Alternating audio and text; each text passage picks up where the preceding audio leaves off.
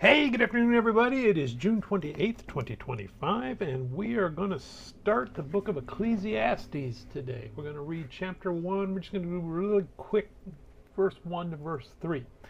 All right, so Ecclesiastes is the Greek word for the Hebrew word that essentially means a preacher, that someone is preaching to an assembly of people. So this is a sermon, more or less. It's a book of wisdom, so it goes along with Psalms and Proverbs. In fact, I would look at Proverbs as those little nuggets of wisdom that lead us to God's law, that are trying to teach us. And when we say picture a wise person talking to a young person, and he's trying to give him some knowledge to get him going. Ecclesiastes is the wise person, the old wise person, looking back at his life and thinking, was it really worth it? Did I really do the right things? And he's contemplating his life and where it's led to him. Okay.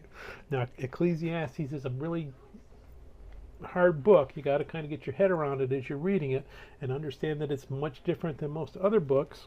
That's probably why we don't get it preached a lot in churches. Ecclesiastes says a lot of hard things and a lot of things that seem like they don't make sense, in relation to the whole Bible, but they do. Okay, what we want to see as we're going through Ecclesiastes is we're essentially getting two views that this person is looking back at their life, and they're saying, okay, it's a fallen world. That's the number one thing. He's looking at the fallen creation. And he's saying, okay, I'm trying to make sense of this fallen creation throughout my life. I tried making sense of it with my intellect, and that was a dead end. Vanity of vanities. We're going to see that over and over. That word that's vanity is the Hebrew word, and essentially it means vapor. So something, I almost had it, and it's like, close my hands on it, it just went away. So it was a dead end. My own intellect led me to a dead end. I'm trying to make sense of this fallen world. Let me try with my own religious beliefs. That was a dead end. Vanity of vanity. Let me try with my good works. Dead end. Vanity of vanities.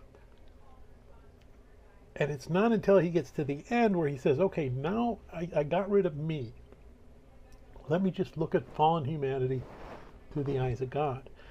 And I don't need to understand exactly everything God did and why the world is the way it is and why I have to go through this world. I just have to trust that God knows the answer. What's the purpose of life? I can't find it on my own. If I stop trying to find it on my own, I understand that the purpose of life, God has one. I don't know what it is, but if I trust Him and I have faith in Him, it doesn't matter. I end up where I'm supposed to be. And that's basically Ecclesiastes. Those two ideas.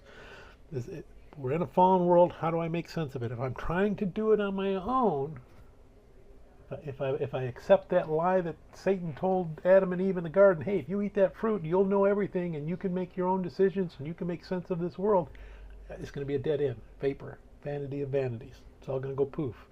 I'm not going to be anywhere where I need it to be or where I want it to be. But if I reject that and say, you know what, it doesn't matter if I've eaten the fruit. The answer's not in me. The answer's in God. It's always been in God. Let me look to God. And it doesn't matter that I don't understand it. God understands it. That's where you're going to find fulfillment of life. We read Romans, you read Paul's letters. Paul really expands on Ecclesiastes a lot. And that idea that, hey, you know what? Ecclesiastes says it was vanity of vanities, vapor of vapors. Paul says, hey, I look back on my life and realize it was all dung, feces. It was garbage. The fallen world is not the prize. The fallen world is going to go away and take all that stuff with it. I need to shift my focus to God and say, I don't know what He has planned next, but I know it's better, and I know it's where I want to go, and I have faith in Him, and I know God didn't create this world to be fallen. He created the world to be perfect, and that's where I'm going if I keep trusting in Him. So let's go ahead and we're going to start Ecclesiastes chapter 1, verse 1 to 3. Oh, who wrote it? When we start with this verse, he's going to say that he's the preacher, Ecclesiastes. and that he is a son of David, not necessarily a direct descendant, not necessarily saying it's Solomon. It could be anyone in his line can call himself a son of David, king of Jerusalem.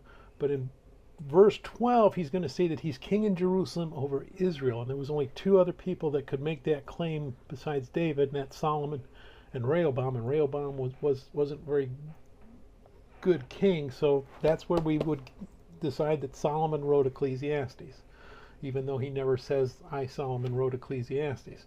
He's the only one that fulfills that of being a son of David who was a king in Jerusalem, also over Israel at the same time.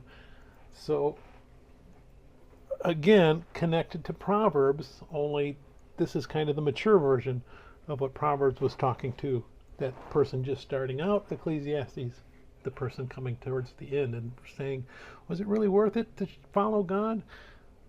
Saying, well, you know what, every time I tried to follow my own understanding, I ended up in a dead end. Yes, it's worth it to follow God. So let's read Ecclesiastes chapter 1, verse 1 to 3. The words of the preacher, the son of David, king in Jerusalem. Vanity of vanities, says the preacher, vanity of vanities, all is vanity. What profit has a man from all his labor in which he toils under the sun? May God bless the reading of his word, and may God bless you. Bye.